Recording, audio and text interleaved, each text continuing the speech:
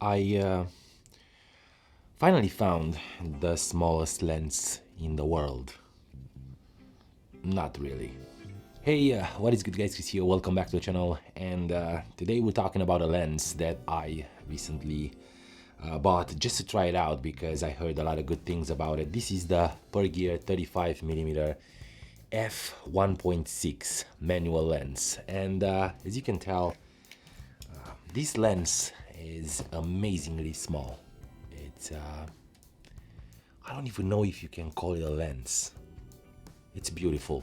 So to sum up the entire video, this is a great lens that you can buy for $70 US dollars, and I don't know what to say about it. I can't believe that for $70 you can buy such a good glass. And I'm gonna show you by the end of this video a few samples that I recently shot with this lens. The sharpness, the color rendition, the bokeh, everything seems pretty nice, and for $70 you can't complain. I mean, you can just buy this lens to put it on a shelf behind you, just in case you wanna have a prop for your I don't know, room or studio. But jokes aside, this is a very nice lens. I like I said, bought it because I saw a lot of reviews and a lot of people talking about it. Actually, my friend Take Kayo from Big Head Taco is actually praising this lens, and I want to have something, like I said, for street photography, but a little bit wider than the 27mm f2.8, and this one is a 35 1.6. So I went and bought it from Amazon, and obviously I didn't have any kind of expectations or anything, but when I got it, I put it on the XT3, my camera of choice for any kind of let's say work stuff, and this is my workhorse camera, and I wanted to show you exactly how it looks on this camera. It looks like this. This is, like I said, the smallest thing that you can get, but it's built like a tank. It's built out of metal with a metal aperture ring declicked, so you won't be able to feel the steps when you're changing the aperture. Also, it does have a focus ring right here in the front. It's a very small one. This lens feels like a Summilux or a Summarit or any kind of lens from the small M lineup that Leica has.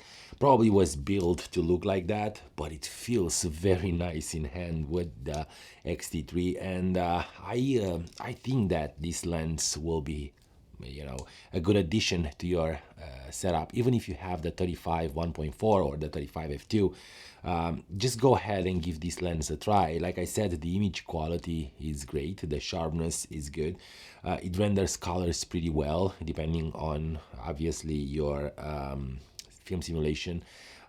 I'm using this lens probably mostly for JPEGs because I want to have it with me, and from time to time it's hard to not appreciate a good manual lens. I wanted to have something for quick portraits around the house.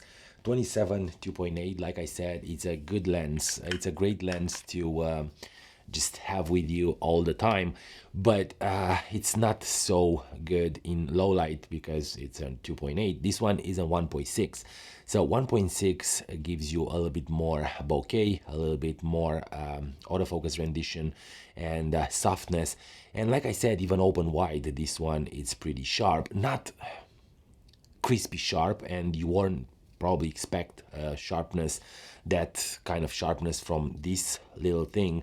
And I am not sure if you guys are acquainted with vintage lenses that we're talking about every now and then in the vintage series, but this feels like a vintage lens. It feels like you just bought an old Leica M lens, like I said, a Summilux or a Summarit, or all those small lenses that felt pretty much amazing in hand, and you forget about having them on your camera.